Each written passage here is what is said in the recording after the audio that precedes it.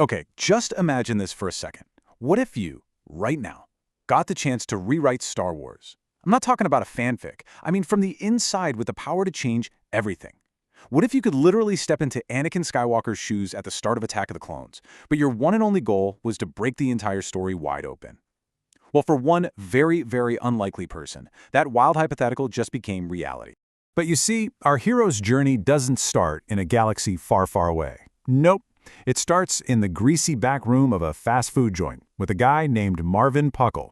He's 25, a store manager going absolutely nowhere, and he feels like the biggest problem in his life is the smell of old fryer oil that he just can't seem to wash off. Then, out of nowhere, Marvin gets an offer from some cosmic being that he literally can't refuse. He's got to compete in a multiversal deathmatch for a shot at ultimate power. So, his first move? A complete rebrand. He ditches the old life, the greasy smell, everything. Marvin the manager is out. Say hello to Cyrus Alexander, soon-to-be Jedi Padawan. And he's about to apply some good old managerial logic to one of the most famous stories ever told, and the results are going to be galaxy-shattering. All right, let's get into it. So Cyrus finds himself thrown headfirst into this insane cosmic contest. To even stand a chance, he gets to pick a system to help him gain power. You know, think of it like choosing your character class in a video game, except if you lose, you actually die. He's scrolling through all these different options, and then he lands on one that is particularly interesting. The system he picks has this just fascinating core mechanic. It doesn't just let you make changes to the story, it actively rewards you for it. The bigger the risk, the more you stray from the original plot, the bigger your reward. For a guy who's desperate to escape a mundane life, this is, without a doubt, the ultimate gamble. And for his very first mission, Cyrus doesn't hold back. He goes big. He chooses to become Anakin Skywalker right at the beginning of Episode 2. But get this, his objective isn't to follow the script, it's to absolutely shatter it. And if he succeeds, he gets to keep the powers of the Chosen One. But if he fails, well, let's just say it's a death match for a reason. So, the second Cyrus wakes up in Anakin's body, he starts planting these little seeds of change. Right away, he is not the angsty, arrogant Padawan we all remember. No, he's a strategist who already knows the entire saga, and he sees the Jedi's problems not as, tests of faith, but as major inefficiencies that just need to be corrected. His first huge move comes during that chase scene through Coruscant. Remember in the movie Jango Fett snipes his partner Zam Wesell with a toxic dart to shut her up? Well, Cyrus knows exactly when and where that shot is coming from. So he uses the Force, shoves both Zam and Obi-Wan out of the way, and bam, he saves her, captures her, and now has a live witness. With that first little crack made in the timeline, he immediately presses his advantage. He pulls Obi-Wan aside and starts his real plan. He doesn't just hint at some vague conspiracy. He directly questions Palpatine's motives, casually dropping a story about a conversation he had with the Chancellor about a Sith Lord named Darth Plagueis. This forces Obi-Wan to start thinking about the impossible years ahead of schedule. But planting seeds of doubt? That's slow. Chasing one bounty hunter across the entire galaxy? So inefficient. Cyrus, thinking like the manager he used to be, decides it's time to stop acting like a movie hero and start acting like a professional who wants a problem solved fast and under budget.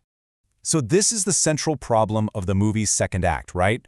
Obi-Wan spends weeks, maybe longer, tracking Jango Fett all the way from Kamino to Geonosis. It's this long, drawn-out detective story. But Cyrus, he looks at this Jedi quest and just sees a simple resource management problem. Why do all the work yourself when you can pay someone else to do it better and faster? So what does he do? It's brilliant. He outsources the job.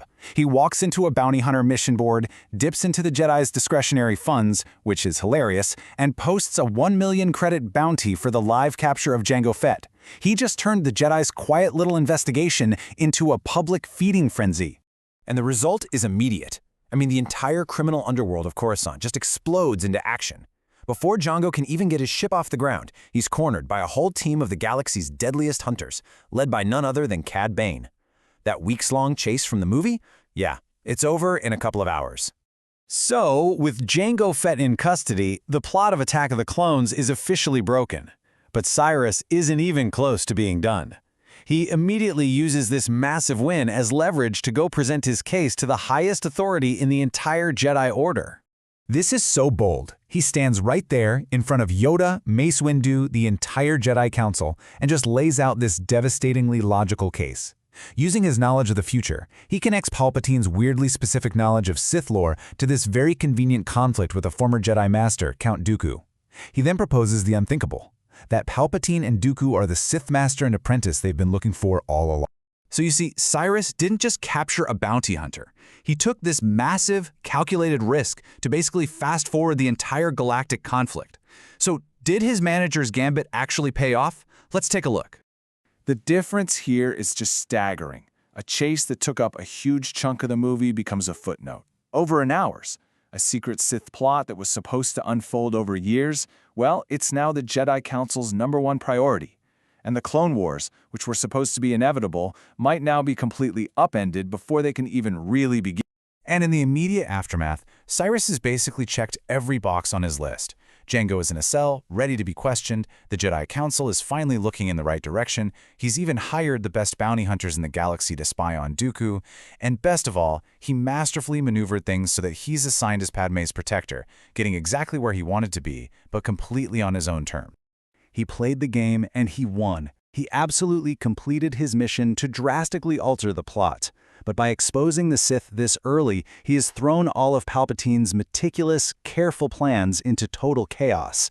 So the real question is, has this fast food manager's incredible gambit actually saved the galaxy, or has he just created a new, unknown future that could be far, far worse?